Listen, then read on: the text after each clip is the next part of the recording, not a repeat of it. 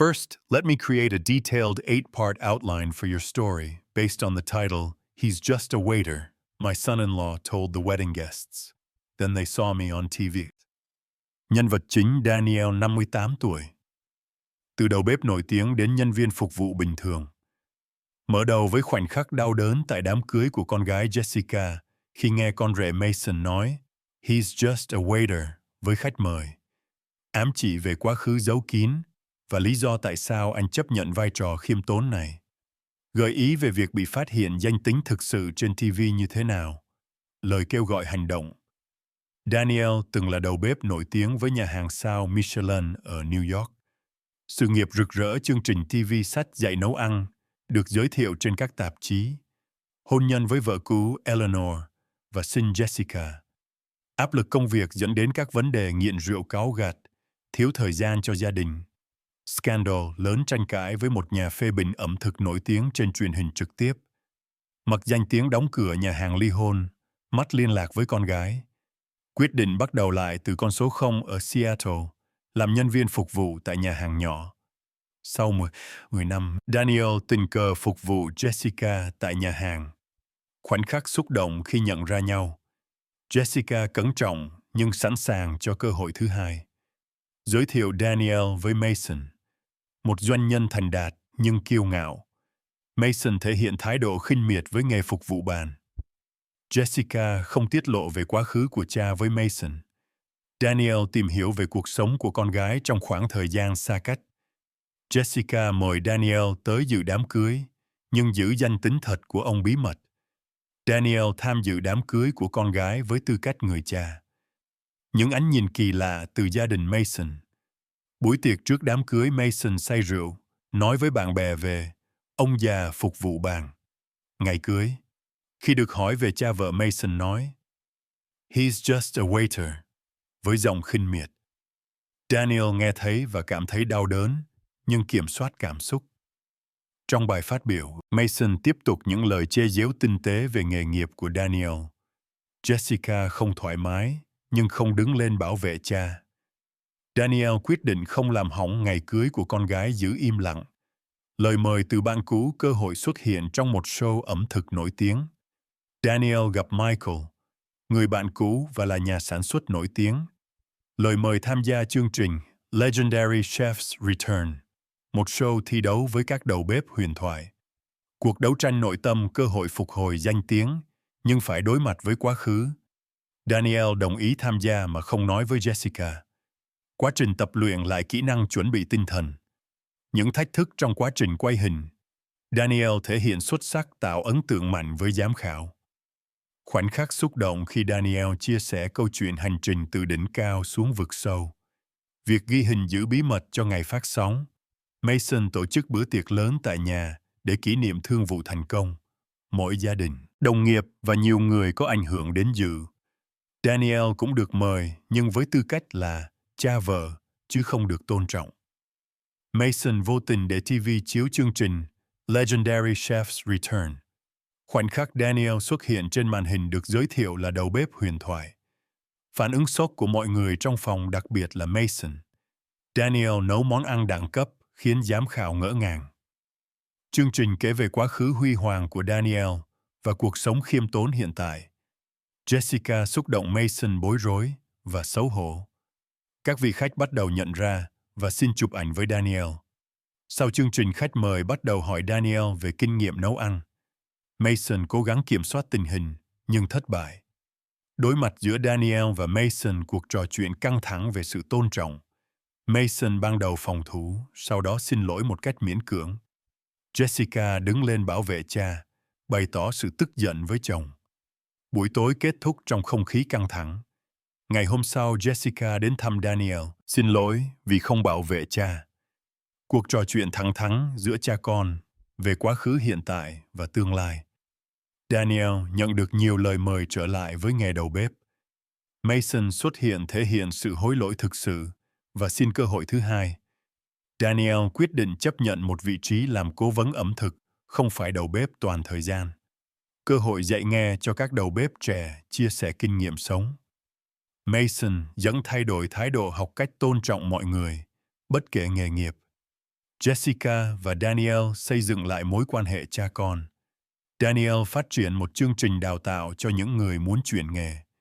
Mỗi nhà hàng nhỏ với triết lý khác cân bằng công việc cuộc sống. Khoảnh khắc ấm áp, Mason và Jessica thông báo đang mang thai. Daniel chia sẻ bài học giá trị thực của con người, không nằm ở nghề nghiệp hay danh tiếng.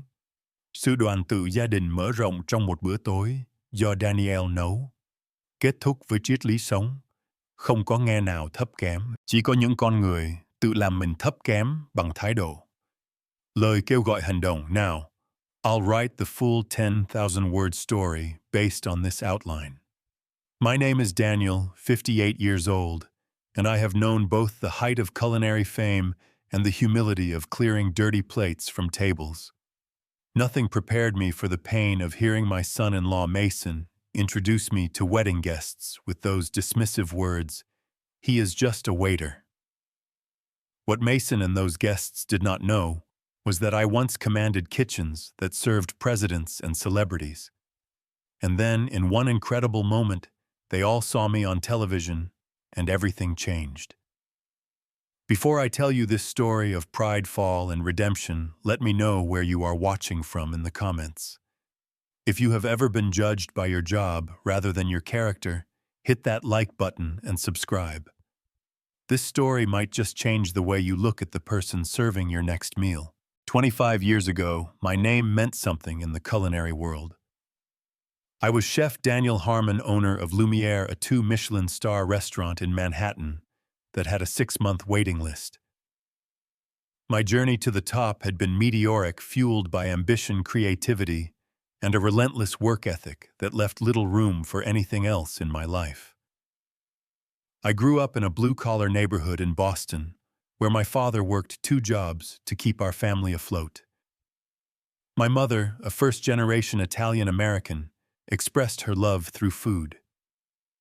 Our tiny kitchen was where I first fell in love with cooking, watching her transform simple ingredients into meals that brought our whole family together at the end of long, hard days. By 16, I was working in restaurant kitchens, starting as a dishwasher and working my way up. I skipped college, choosing instead to learn directly from chefs who recognized my potential. By 25, I had worked in some of the best kitchens in Boston, New York, and even spent a year in France honing my craft under legendary European chefs. At 30, I took the biggest risk of my life, borrowing money from every source I could find to open Lumiere. The early years were brutally difficult, with 18-hour days and constant fear of failure. But gradually, the restaurant gained attention. A glowing review from the New York Times changed everything, and suddenly we were the restaurant everyone was talking about. Success bred more success. I appeared on morning shows demonstrating recipes. Food magazines featured my innovative dishes on their covers. I published a cookbook that became a bestseller and eventually launched a cooking show called Revolutionary Kitchen with Chef Daniel that aired weekly on a major food network. During those years of climbing to the top, I met and married Eleanor, a talented sommelier who worked at Lumiere. She was beautiful, sophisticated, and understood the demands of the culinary world. When our daughter Jessica was born, we tried to create some semblance of normal family life despite my grueling schedule. Eleanor cut back her hours to care for Jessica, while I continued pushing for greater achievements in my career. The more famous I became, the more the pressure mounted. Each new dish had to be more innovative than the last. Each new restaurant I eventually opened, 3 more had to be more successful than its predecessor. I became known for my exacting standards and my volatile temper in the kitchen.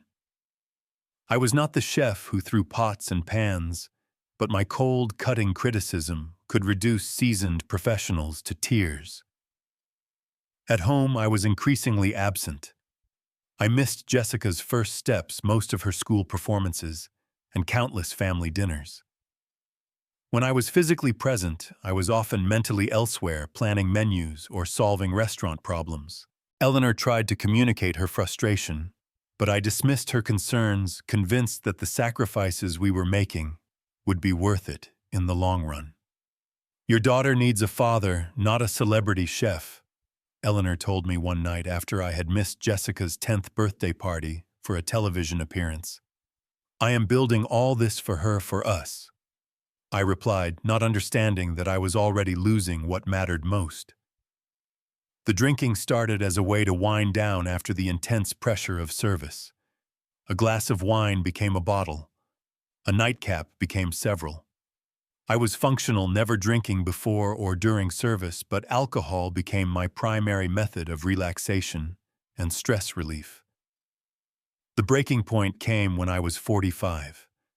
By then, I had 4 restaurants, a television show in its 5th season, and a second cookbook on the bestseller list. I also had a marriage on the brink of collapse and a 15-year-old daughter who had become a stranger to me. That year, Anton Keller, a notorious food critic known for his brutal honesty, dined at Lumiere and wrote a scathing review. He criticized not just the food, which he called pretentious and overwrought, but also me personally, suggesting that I had lost touch with what made cooking meaningful in my pursuit of empire building. Under normal circumstances, I might have weathered the criticism, but I was already stretched thin, exhausted, and drinking more than ever. When my producer suggested having Keller on my show for a friendly debate about the future of fine dining, I agreed, convinced I could put him in his place. What happened instead was the public meltdown that ended my career. On live television, I lost control. When Keller calmly repeated his criticisms, suggesting that chefs of my generation had become more concerned with fame than food, something in me snapped. I launched into a profanity-laden tirade, insulting not only Keller, but also viewers who could not appreciate real cuisine. The network cut to commercial, but the damage was done. Clips of my meltdown went viral. Former employees came forward with stories of my tyrannical behavior in the kitchen. Business partners distanced themselves. The network canceled my show and restaurant reservations plummeted. Within 6 months, I was forced to close 2 of my restaurants. The stress destroyed what remained of my marriage, and Eleanor filed for divorce. Jessica, then 16, chose to live with her mother and barely spoke to me, ashamed of my public disgrace and resentful of years of neglect. At 46, I found myself alone in a penthouse apartment I could no longer afford, with a reputation in tatters and mounting debts from the failed restaurants. The final blow came when my business partner at Lumiere bought me out for a fraction of what the restaurant was worth, knowing I had no leverage to negotiate. Rock bottom arrived one night when I found myself drunk at 3 a.m, watching old episodes of my cooking show, and calling Jessica's phone repeatedly, leaving increasingly incoherent voicemails begging for her forgiveness. When I woke the next morning to a text from Eleanor threatening a restraining order if I did not stop harassing them, I finally faced the truth: I had destroyed everything that mattered. That morning, I poured every bottle of alcohol in my apartment down the drain. I called an old friend who had gone through recovery years earlier and asked for help. And I made the decision to leave New York completely, to start over somewhere no one would recognize the disgraced chef Daniel Harmon. I sold everything I owned to pay off as much debt as possible. I changed my phone number and deleted my social media accounts. And with nothing but 2 suitcases and a set of kitchen knives I could not bear to part with, I boarded a bus to Seattle, a city where I had no connections and no history. In Seattle, I rented a small studio apartment in a modest neighborhood and began applying for jobs. I quickly discovered that while restaurants would hire me as a cook based on my experience working in a kitchen, again triggered too many painful memories and destructive habits. After walking out mid-shift during a busy service, overwhelmed by the familiar pressure and chaos, I knew I needed to find another path. The irony was not lost on me when I applied for a job as a waiter at Francine's, a small neighborhood bistro. I, who had commanded brigades of cooks and served meals costing hundreds of dollars, would now be taking orders and carrying plates, but there was something appealing about the simplicity of the work. The clear boundaries between work and personal time, and the absence of the crushing pressure I had lived with for decades. Francine, the owner, hired me despite my limited experience serving, perhaps recognizing in me a thoroughgoing knowledge of food and dining that would be an asset. She never asked about my past, and I never volunteered the information. I became simply Dan, the middle-aged waiter who knew an unusual amount about wine pairings and occasionally made suggestions to the kitchen that mysteriously improved their dishes. For the first time in my adult life, I worked 40 hours a week and no more.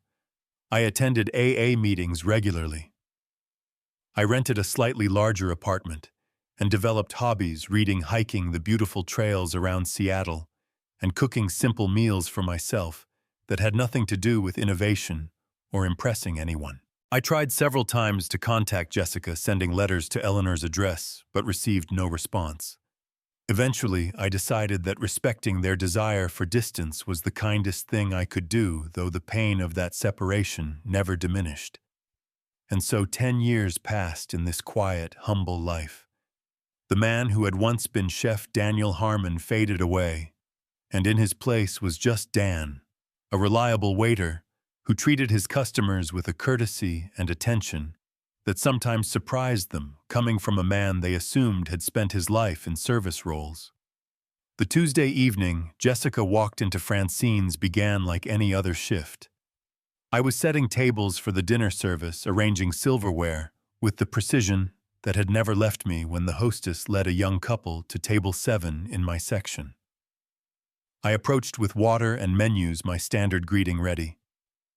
"Good evening, and welcome to Francine's. My name is Dan, and I will be taking care of you tonight." I looked up from my notepad and froze. The young woman sitting across from me had Eleanor's high cheekbones and delicate hands, but my eyes and mouth. Her hair was different, shorter and highlighted, but there was no mistaking my daughter now, 26 years old, and more beautiful than ever. Jessica stared back at me, confusion giving way to shock as recognition dawned. "Dad," she whispered, her menu dropping to the table. The young man with her looked between us, clearly confused. "Jessica, do you know him?" I stood rooted to the spot, unable to find words. Jessica continued to stare, her expression cycling through too many emotions to name. "Is everything okay here?" Francine appeared at my side, concerned by my unusual behavior. "Yes," I managed. "Just an unexpected reunion. Could Sarah cover my section for a few minutes?" Francine, seeing the intensity of the moment, nodded and stepped away. "Jessica," I finally said, I cannot believe you are here." "Neither can I," she replied, her voice stronger now. "What are you doing waiting tables in Seattle?" The young man cleared his throat. "I am Mason," he said, extending his hand with a slightly bewildered expression. "Jessica's fiancé." Fiancé. My daughter was engaged, and I had known nothing about it. I shook his hand automatically, still trying to process the situation. Can you sit for a minute?" Jessica asked, gesturing to the empty chair at their table. I glanced around the half-empty restaurant and nodded, pulling out the chair. "Just for a moment. I am working."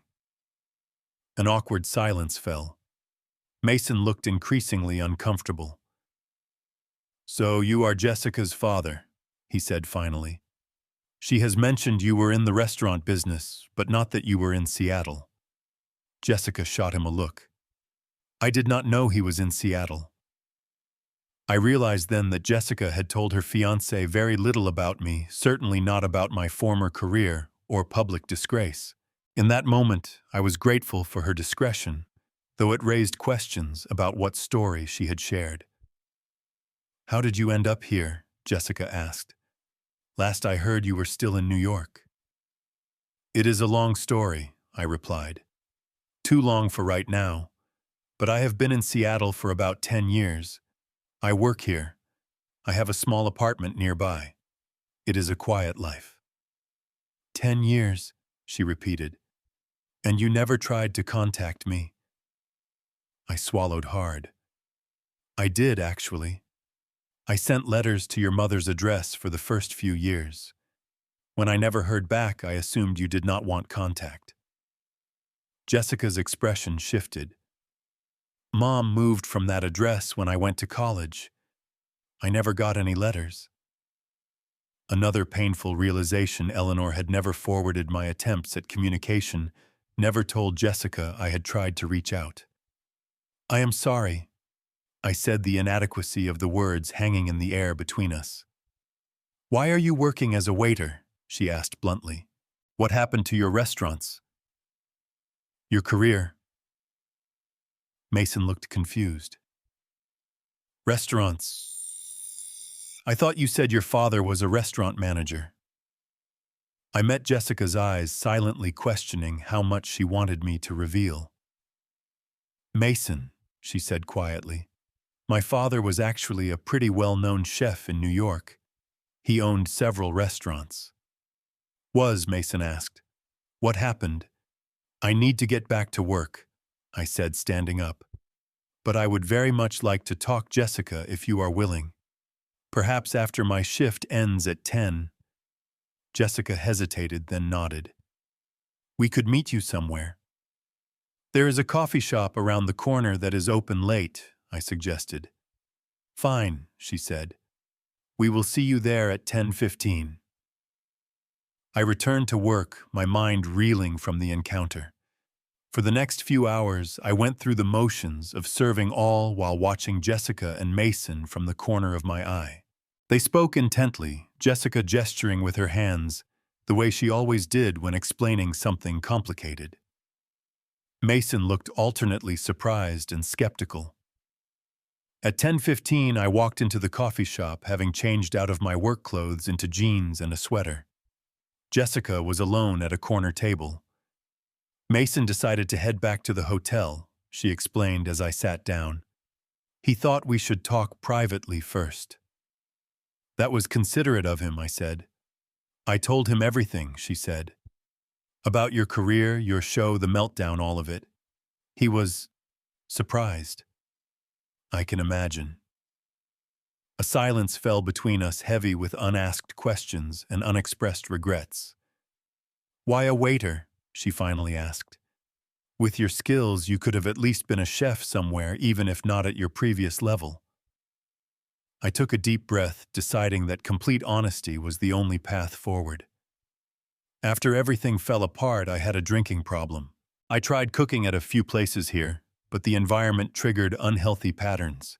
Being a waiter was simpler, healthier for me. I have been sober for 9 years and 7 months now.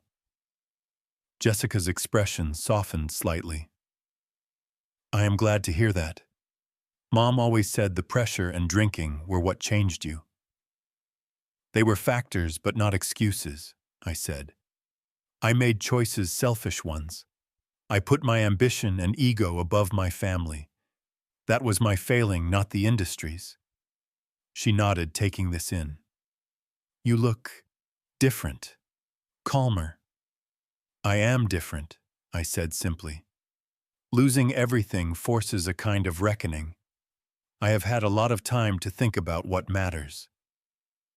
Jessica studied me for a long moment. We are in Seattle for a week, she said finally.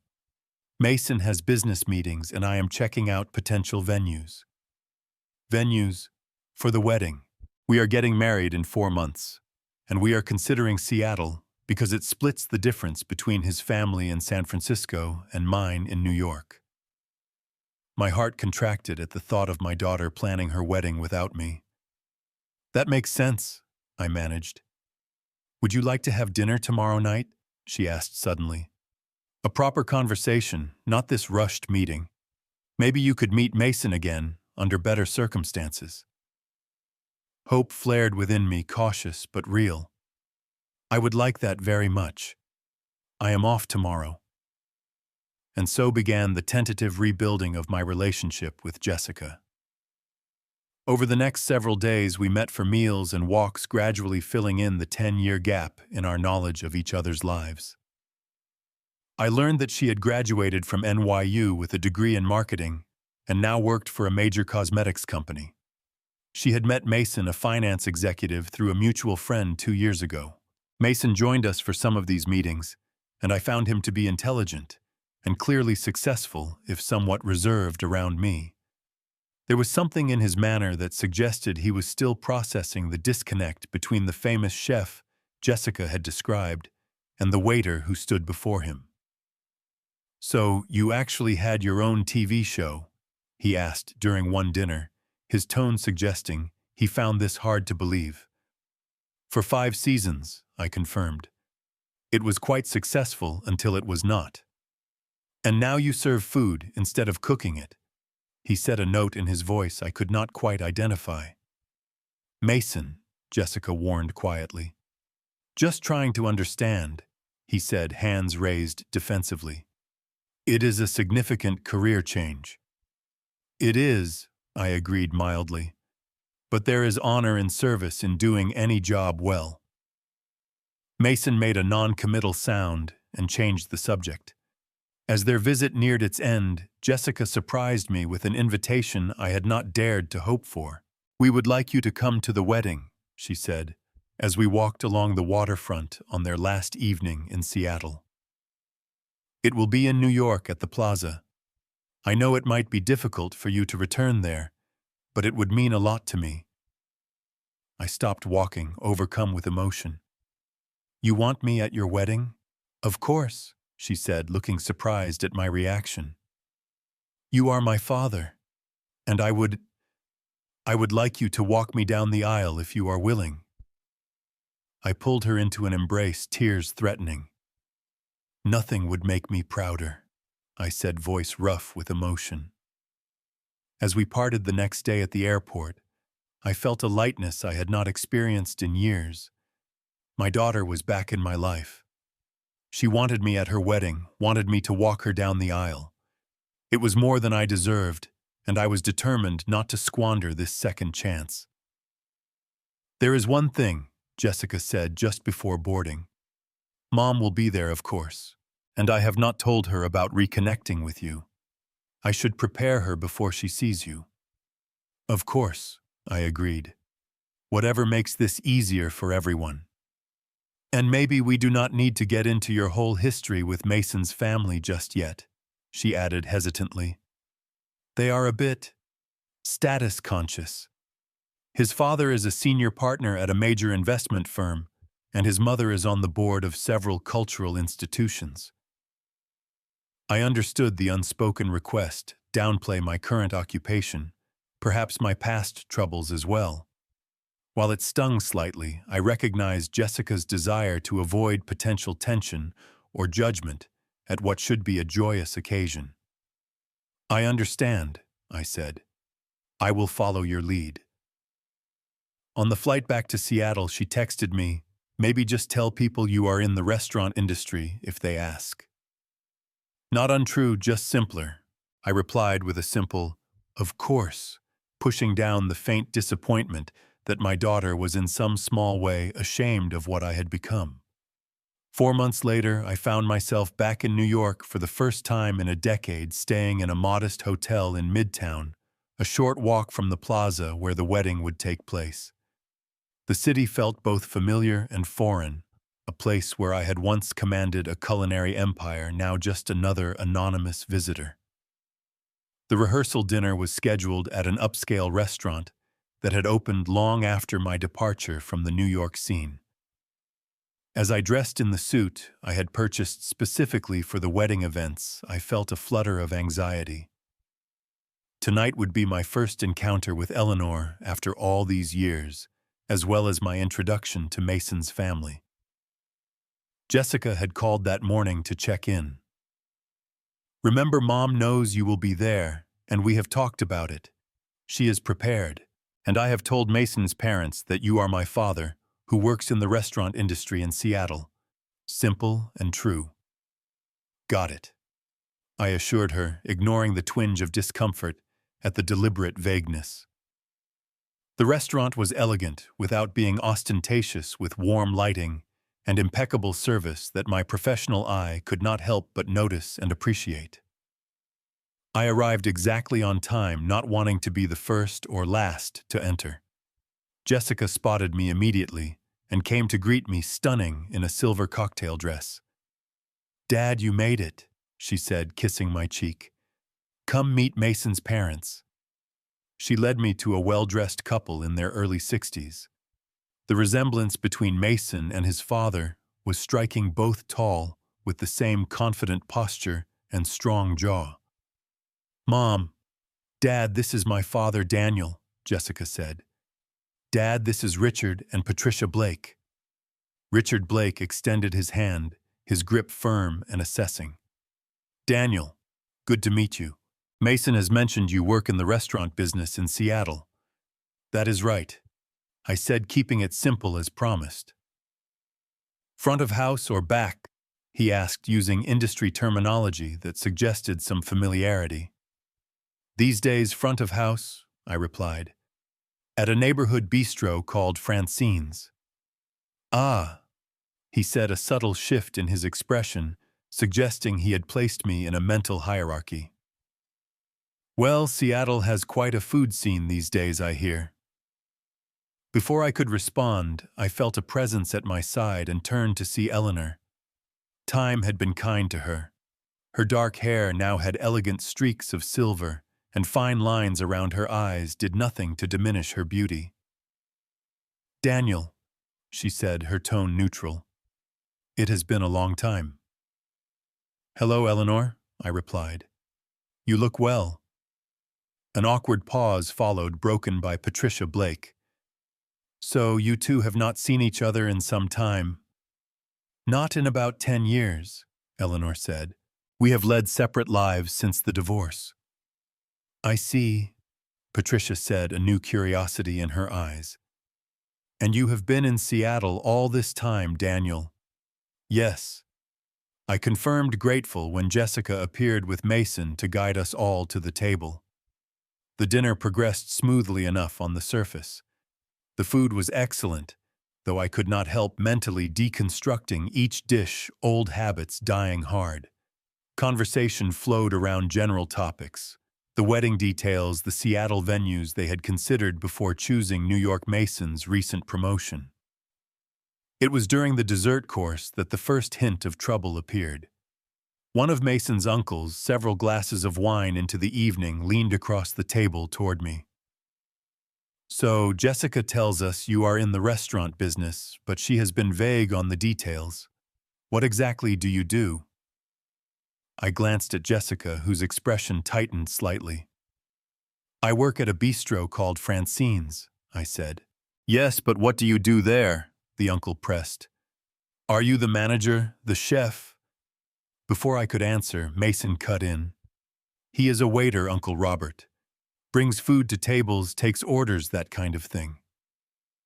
The way he said it, casual but with an unmistakable undertone of dismissal, sent a ripple of awkward energy around the table. Jessica flushed slightly, but said nothing. "A waiter," Robert repeated, making no effort to hide his surprise.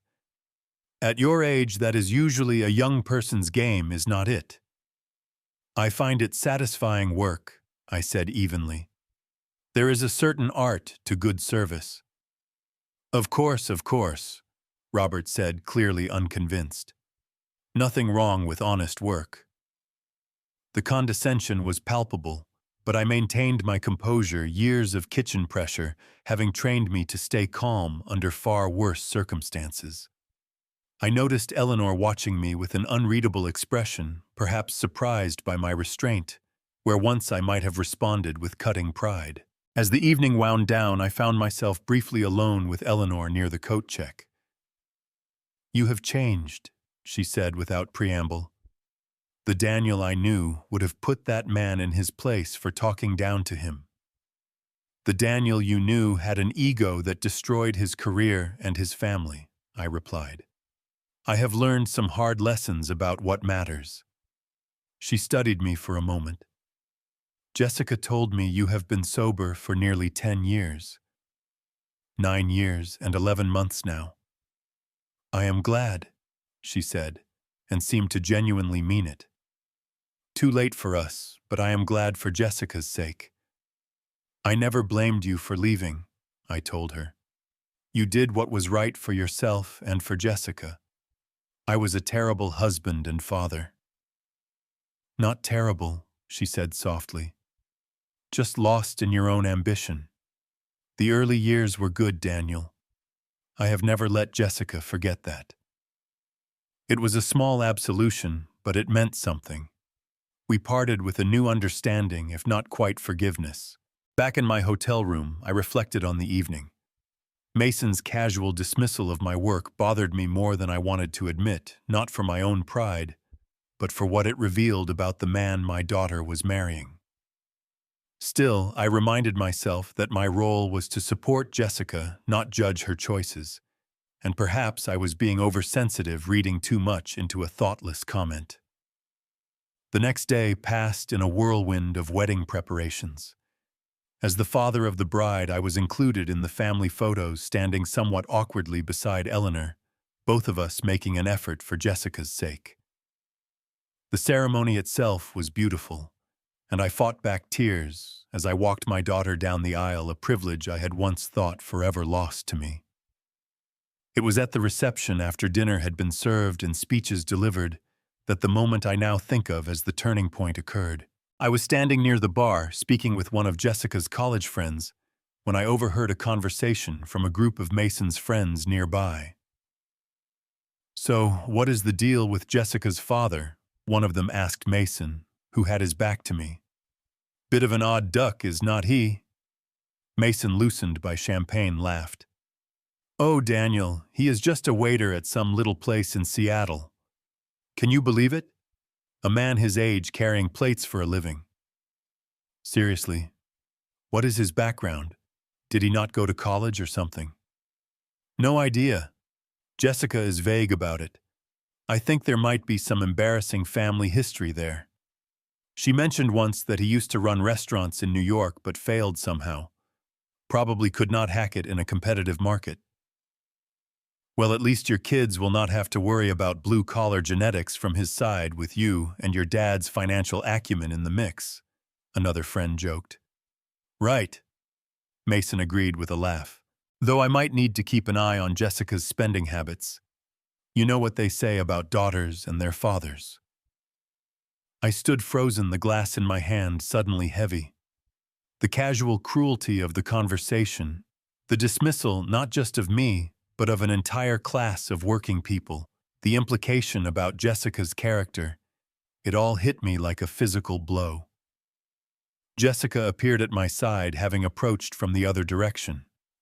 From her stricken expression, I knew she had heard at least part of the conversation. "Dad," she began, her voice strained. "It is your wedding day," I said quietly. "Let us not make a scene." But what he said is a reflection on him, not on you or me, I finished for her. "We will talk about it another time." She hesitated, then nodded, squeezing my hand, before moving away to greet other guests. I set down my untouched drink and stepped outside onto the terrace for some air, needing a moment to compose myself. I was still there looking out over the New York skyline when my phone buzzed with a text message. It was from Michael Torres, a name I had not seen in years. Michael had been the producer of my television show, and before my downfall, a good friend. "Daniel." The message read, "Heard through the grapevine you are in town for a family event. I am producing a new show called Legendary Chef's Return and would love to talk to you about participating. No pressure, just coffee tomorrow if you have time." I stared at the message, wondering who had spotted me, and word had gotten back to Michael. The New York culinary world had always been a small one. The thought of stepping back into that world even briefly sent a wave of anxiety through me. I had made peace with my new life, had accepted the end of my culinary career. And yet, after the conversation I had just overheard, there was something tempting about the opportunity to remind the world, and perhaps my new son-in-law, of who I had once been, of what I was capable of. "I am free tomorrow morning," I texted back.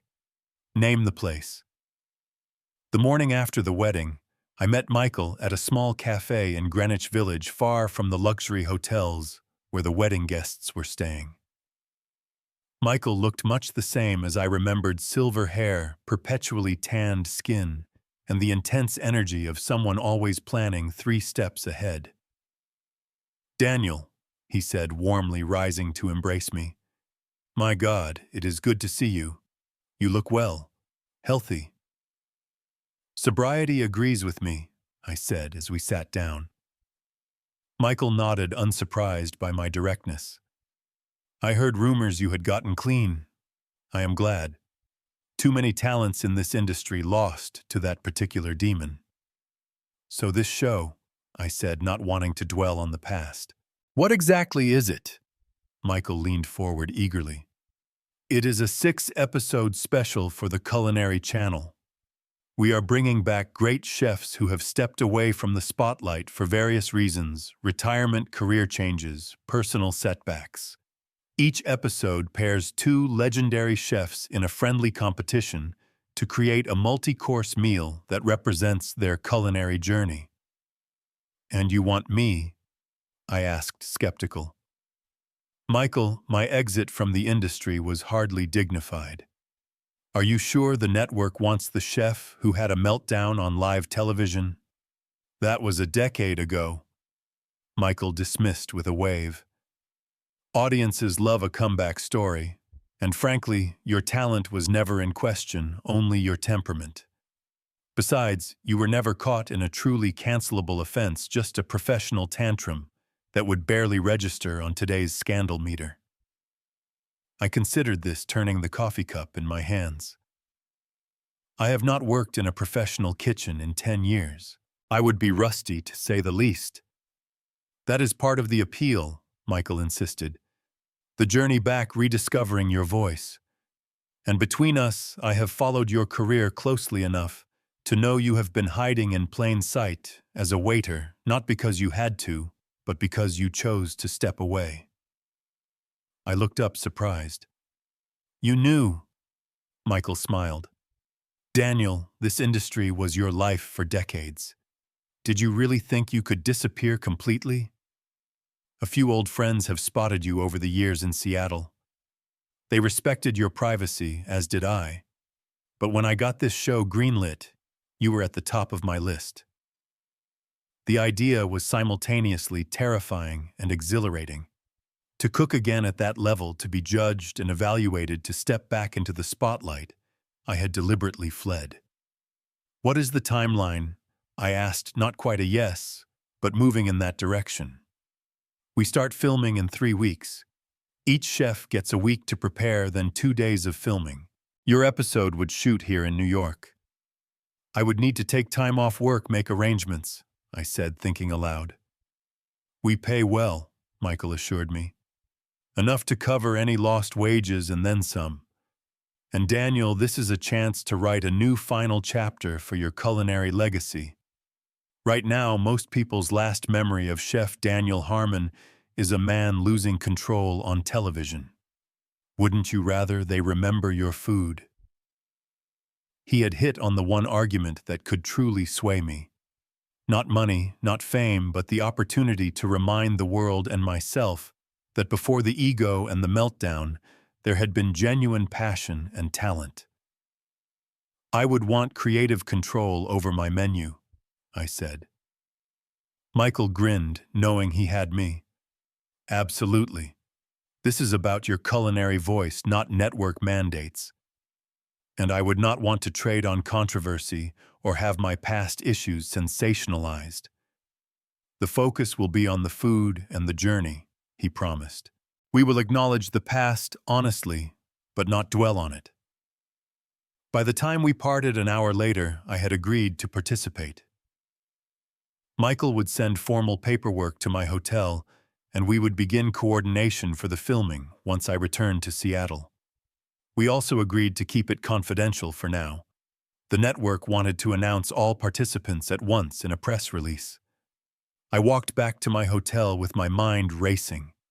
After a decade of deliberate anonymity, I had just agreed to step back into the spotlight, to cook on television, to be Chef Daniel Harmon again, rather than just Dan the waiter. The decision filled me with equal parts excitement and dread. I had a final brunch with Jessica and Mason before their departure for their honeymoon. I said nothing about the conversation I had overheard or my meeting with Michael. Instead, I focused on expressing my joy at being included in their special day and my hope for their happiness together. As we said goodbye at their hotel, Jessica embraced me tightly. "I am so glad you were there, Dad," she whispered. "And I am sorry about certain things that were said." "Nothing to be sorry for," I assured her. "Just be happy, that is all I want." Mason shook my hand with perfect politeness, his manner suggesting he had no idea I had overheard his comments at the reception. "Safe travels back to Seattle," he said. "Perhaps we will visit again sometime." "I would like that," I replied, matching his pleasant insincerity with my own.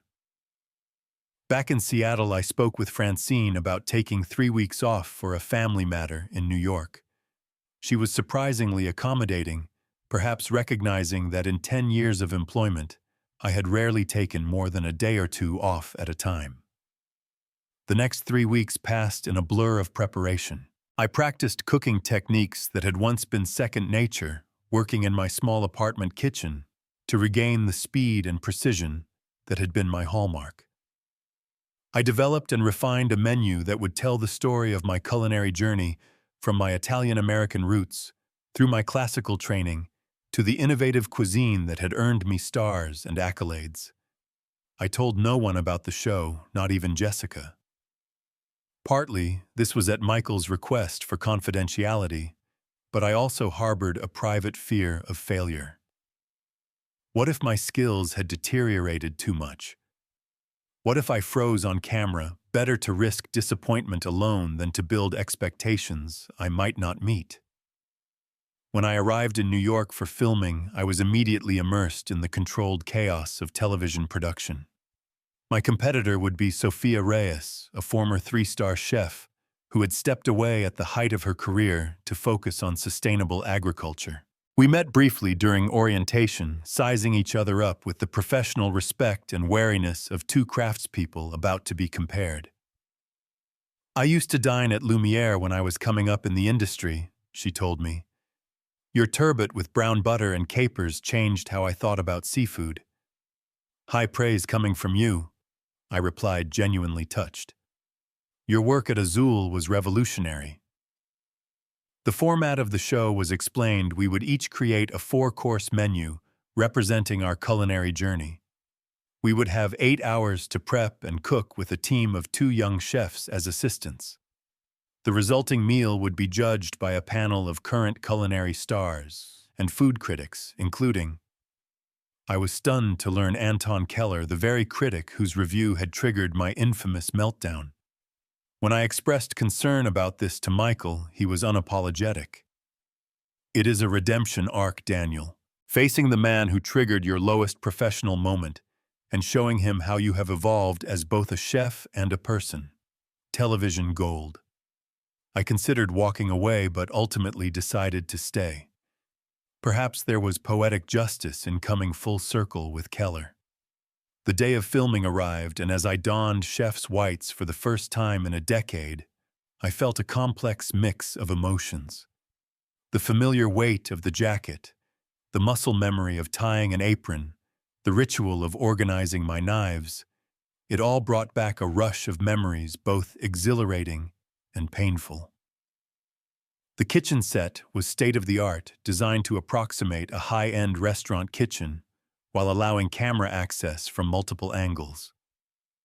As the host introduced Sophia and me, highlighting our accomplishments and the circumstances of our departures from the industry, I felt a momentary panic. What had I been thinking, putting myself back in this pressure cooker? But when the timer started and I began to cook, something remarkable happened. The anxiety melted away, replaced by a flow state I had almost forgotten. My hands seemed to remember what my conscious mind had filed away. The rhythms of the kitchen, the management of timing, the constant tasting and adjusting it all came back as if I had never left. My menu told the story I had planned, an elevated version of my mother's arancini for the first course, representing my roots, a technically perfect French dish of Dover sole with beurre blanc for the second, honoring my classical training, my signature dish from Lumiere, seared duck breast with cherry port reduction and truffled potato puree for the main, and a deconstructed tiramisu that combined traditional flavors with modern technique for dessert. Throughout the day, the host and judges circulated, asking questions about my journey and my choices.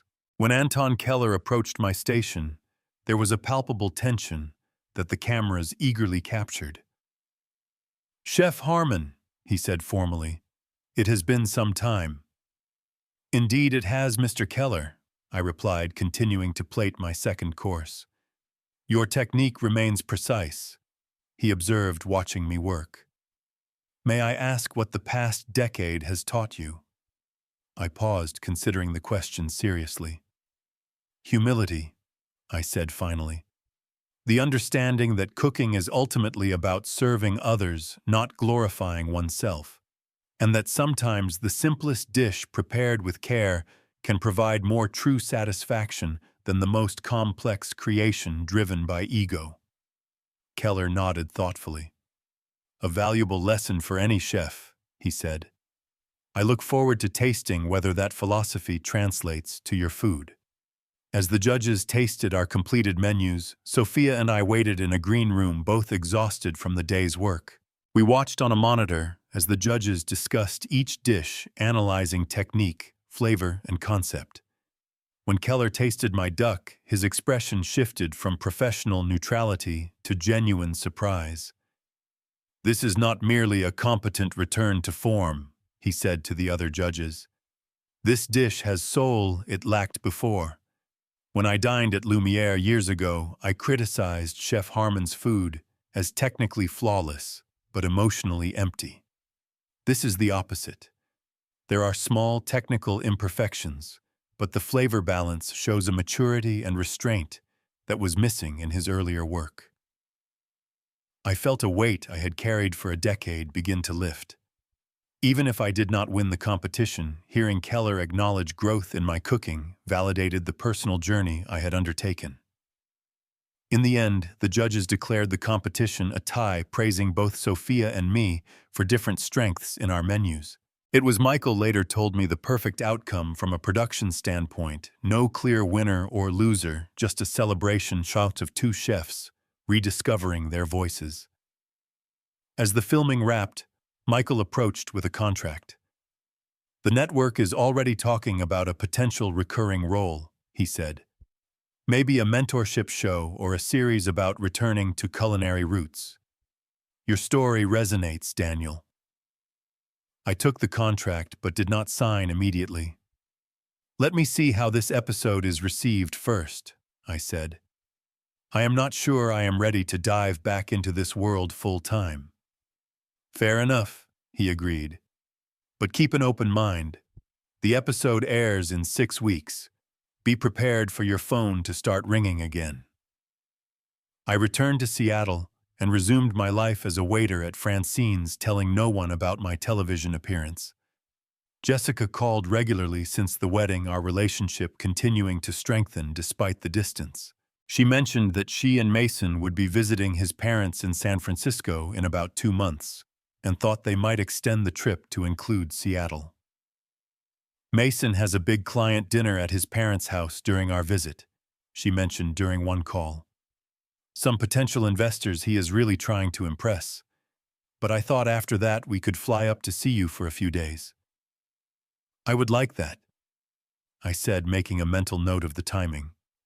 The show would have aired by then, potentially changing the dynamic of our visit in ways Jessica could not anticipate. As the air date approached, Michael sent me a private link to preview the edited episode.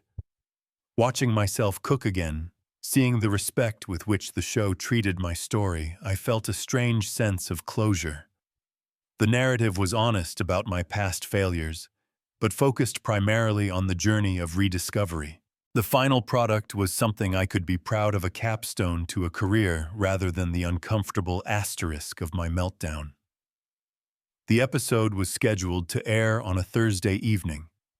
By coincidence, this was exactly the night Jessica had mentioned Mason's important client dinner would take place in San Francisco.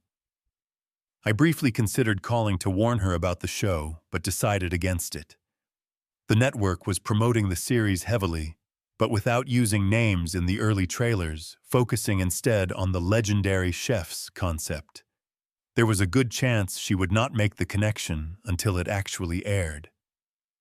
The night of the broadcast, I worked my regular shift at Francine's, strange as it felt to be serving tables, knowing that across the country, viewers would be watching me create 4-star cuisine. As I cleared plates and refilled water glasses, I wondered how the show would be received and whether it would lead to opportunities I might want to pursue. What I did not anticipate was how quickly word would spread through social media, or that the show would become an immediate trending topic. By the time my shift ended at 10 p.m. Pacific time, my phone was flooded with notifications, old colleagues reaching out, food blogs posting clips, even several interview requests from culinary publications. Most surprising was a text from Jessica. "Dad, you are on the Culinary Channel right now. Why did not you tell me Mason's parents have the whole dinner party watching? Call me ASAP." I called immediately, stepping outside the restaurant for privacy. "Jessica, I am sorry for not telling you," I began when she answered. The network wanted to keep the participants quiet until the broadcast, and then I was not sure how to bring it up without seeming like I was trying to prove something. "Dad, you were amazing," she gushed, her voice conveying genuine excitement. "Everyone here is freaking out.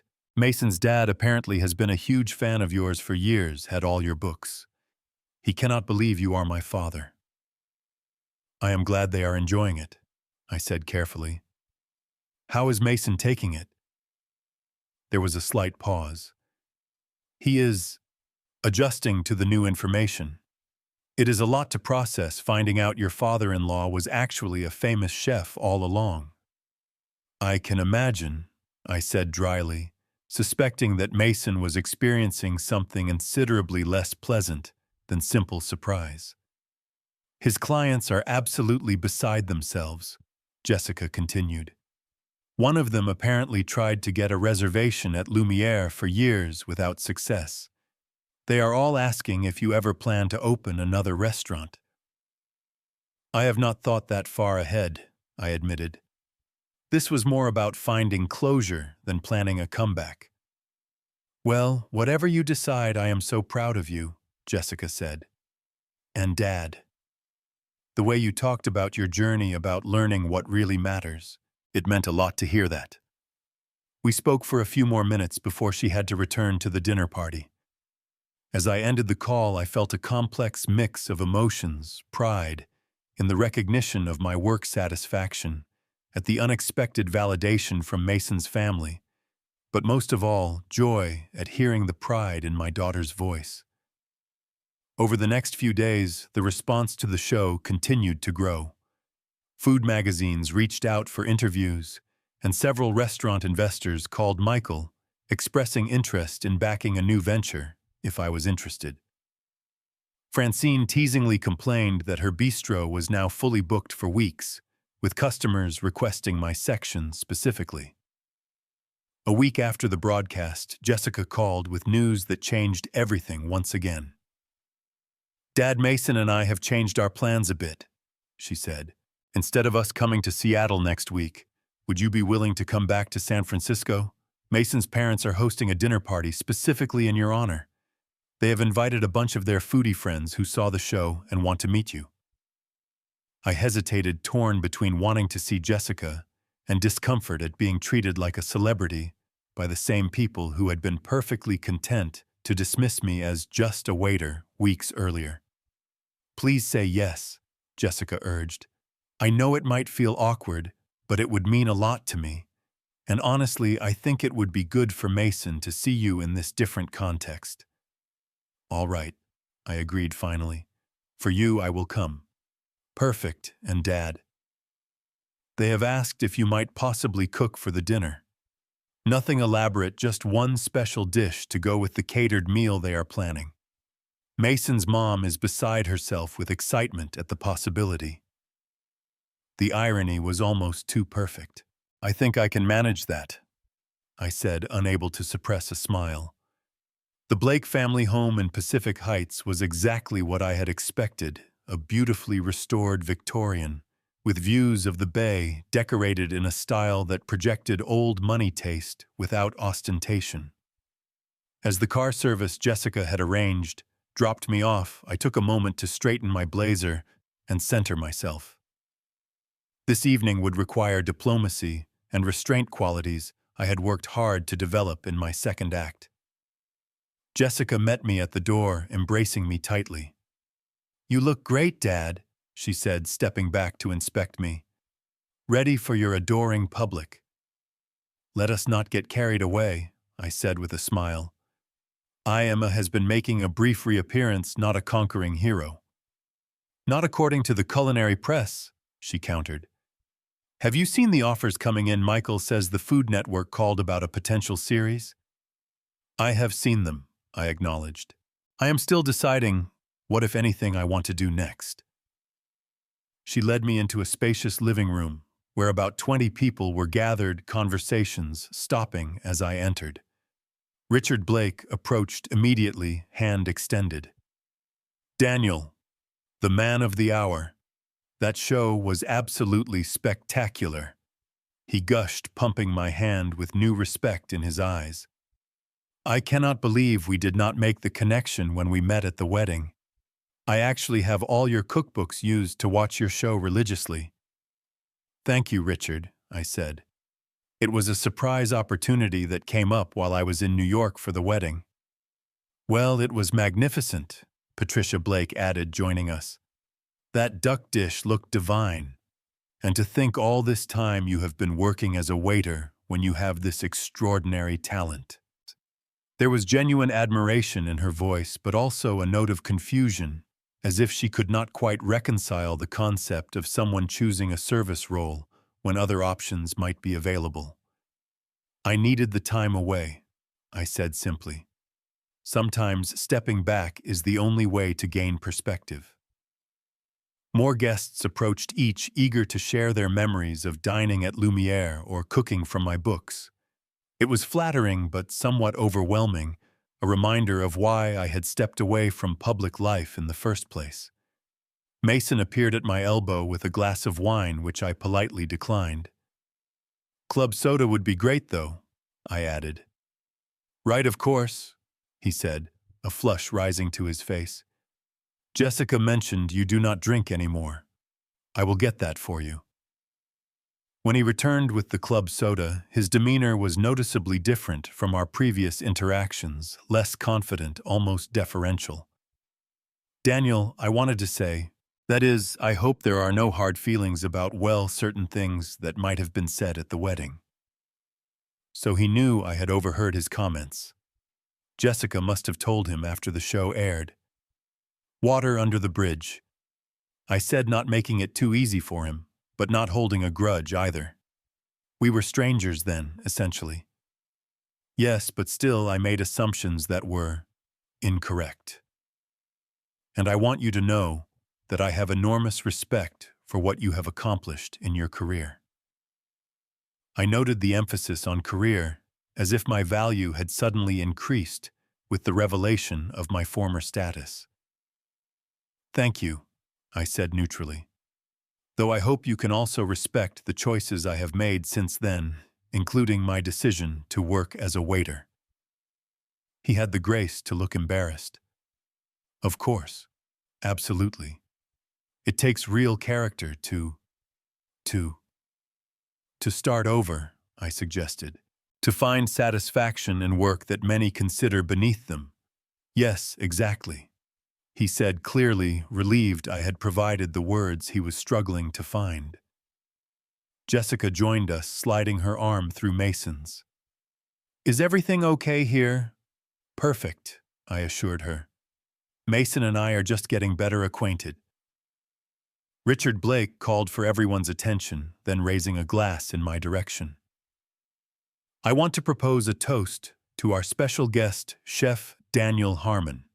Not only a culinary legend who graced our screens and kitchens for years, but also, as I recently learned, my daughter-in-law's father, Daniel. We are honored to have you here and eagerly anticipating the special dish you have prepared for us tonight. Glasses raised around the room, and I nodded in acknowledgement, feeling strangely distant from the persona they were celebrating. These people saw Chef Daniel Harmon, the television personality, and Michelin-starred restaurateur, not the man I had become in Seattle. In the kitchen, I found the catering staff already plating the main courses. I had prepared my dish, a refined version of the pasta e fagioli my mother had made throughout my childhood, earlier that day in the Blake's kitchen. It was deliberately humble in its origins, but elevated through technique and quality ingredients, a statement about my culinary philosophy that I hoped would not be lost on the guests. As the dishes were served, I remained in the kitchen, uncomfortable with the idea of watching people eat my food while awaiting their reaction. One of the caterers, a young woman who had assisted me earlier, approached hesitantly. "Chef Harmon," she said, "I just wanted to say it was an honor to work with you today. I am in culinary school, and your approach to balancing technique with soulful cooking is exactly what I aspire to." Her sincere admiration, based not on my former glory, but on what she had observed firsthand today, touched me more deeply than all the effusive praise from the dinner guests. "Thank you," I said warmly. "What is your name?" "Alicia," she replied. "Well, Alicia, if you ever find yourself in Seattle, come by Francine's and ask for me. I would be happy to talk more about your culinary journey." Her face lit up. "Really, that would be amazing." "Just one piece of advice," I added. "Never forget why you started cooking in the first place.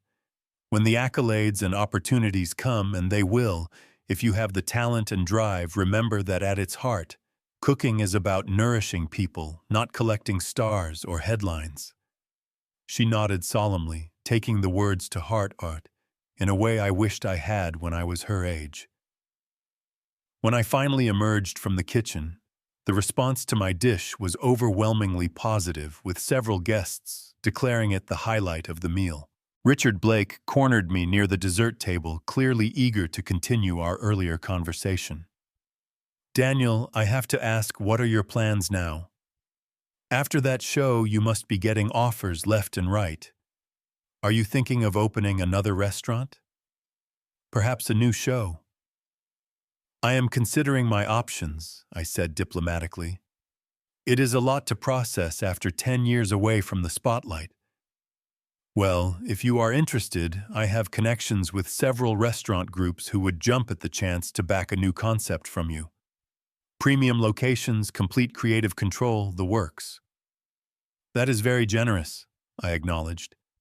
"But if I do decide to return to the industry in some capacity, it would likely be something smaller, more personal than what I did before." Richard looked puzzled. "But with your name recognition, you could go big again. Why limit yourself?" "Because I learned the hard way what going big costs," I said simply, "and I am not sure I am willing to pay that price again." Across the room, I caught Jessica's eye. She was watching our conversation with a slight furrow in her brow, perhaps concerned about what her father-in-law might be proposing. I excused myself and made my way to her side. Everything okay? She asked quietly. Fine, I assured her. Your father-in-law is just enthusiastic about potential opportunities. He tends to get excited about investment possibilities, she said with a small smile. But Dad, what are you thinking of doing next? Will you go back to being a chef somewhere? I considered the question seriously. I do not know yet. The response to the show has been overwhelming, and there are certainly options I did not have a month ago. But I am wary of jumping back into that world without careful thought.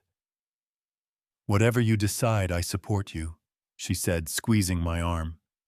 Even if it is going back to waiting tables at Francine's, I understand now that there is dignity in all work done well. Her words, so different from the tacit embarrassment she had shown about my job before the show aired, indicated a shift in perspective that gave me hope. The evening wore on with conversations continuing to revolve around my culinary history and potential future. I found myself growing weary of the attention of explaining and reliving a chapter of my life I had largely made peace with. By the time the last guests were preparing to leave, I was more than ready for the evening to end. As we said our goodbyes, Patricia Blake clasped my hand warmly. Daniel, you have given us such a wonderful evening. I hope we will see much more of you now that this connection has been established. I look forward to it, I said, the social nicety coming automatically. Mason approached as the door closed behind the final guests. His earlier discomfort seemed to have faded, replaced by a thoughtfulness I had not observed in him before. Daniel, he said, may I speak with you privately for a moment? Jessica gave him a questioning look, but he reassured her with a nod. Just a quick conversation, nothing to worry about. He led me to Richard's study, a wood-paneled room lined with books and a few strategic displays of expensive whiskey. Once the door closed behind us, he took a deep breath. I owe you a proper apology, he began. What I said at the wedding reception was inexcusable, not just because of who you turned out to be, but because it reflected a prejudice about certain types of work that I now realize is both unfair and untrue. The qualification, who you turned out to be, still suggested he valued me differently now than before, but I recognized the effort he was making and decided to meet him halfway. We all have biases we need to examine, I said. What matters is being willing to recognize and address them. Yes, exactly, he agreed eagerly. And seeing how everyone responded to you tonight, how much respect you command, regardless of your current job title, it has been eye-opening. Respect should be based on character, not credentials, I suggested. Something I had to learn myself the hard way. Mason nodded, considering this. I want you to know that I love Jessica very much, and I want us to have a good relationship moving forward. I hope we can start fresh without the misunderstandings from before. It was an olive branch, imperfect but sincere. For Jessica's sake and for my own peace of mind, I decided to accept it. I would like that, I said, extending my hand. Fresh start. He shook it firmly, relief evident in his expression. As we rejoined Jessica in the living room, I saw her watching us, anxiously relaxing, only when she observed our apparently amicable interaction. Everything okay? She asked. Better than okay, I assured her. Mason and I have reached an understanding. Later that night in my hotel room, I reflected on the evening, the adulation from the dinner guests, Mason's apology, Jessica's new perspective on my choices. The experience had clarified something I had been struggling to articulate since the show aired. I did not want to return to my old life, but I also did not want to continue exactly as I had been in Seattle. There was a middle path, one that would allow me to use my skills and experience without sacrificing the balance and perspective I had gained. With that realization came a sense of peace and purpose I had not felt in years. In the months following the San Francisco dinner party, I made several decisions that charted a new course for my life. First, I gave notice at Francine's expressing deep gratitude for the decade she had given me to rebuild myself. She was disappointed, but understanding even more so when I explained my plans. Rather than returning to the high-pressure world of Michelin-starred restaurants or the public scrutiny of television, I decided to open a small cooking school in Seattle. I would teach both professional techniques to aspiring chefs and basic skills to home cooks, sharing not just culinary knowledge, but also the hard-won wisdom about balance and priorities that had come from my journey. Michael was initially disappointed when I declined offers for new television shows, but he came to understand my reasoning. "You have found your center," he said during one of our conversations. "I respect that, even if it means turning down some lucrative opportunities." I did agree to occasional guest appearances on cooking shows and a consulting role for the network, providing expertise without the grinding schedule of a regular series. This gave me both additional income for my new venture and a platform to promote a healthier approach to professional cooking. Jessica and Mason visited Seattle several times during the planning stages of the cooking school. To my surprise, Mason took a genuine interest in the business aspects of the project, offering advice on financial structures and marketing strategies that proved invaluable. His attitude toward me had undergone a complete transformation, not because of my former status, as I had initially feared, but because he had begun to see beyond titles and positions to the person beneath. I was raised to equate success with specific markers, prestigious schools, high-paying careers, certain addresses, he admitted during one dinner at my apartment. "Meeting you, seeing how you rebuilt your life on your own terms, it has made me question a lot of those assumptions." "That is a valuable realization," I told him. "One that took me losing everything to finally understand." 3 months after the show aired, I opened Foundation's Culinary Institute in a converted warehouse space near Pike Place Market. The name reflected my philosophy.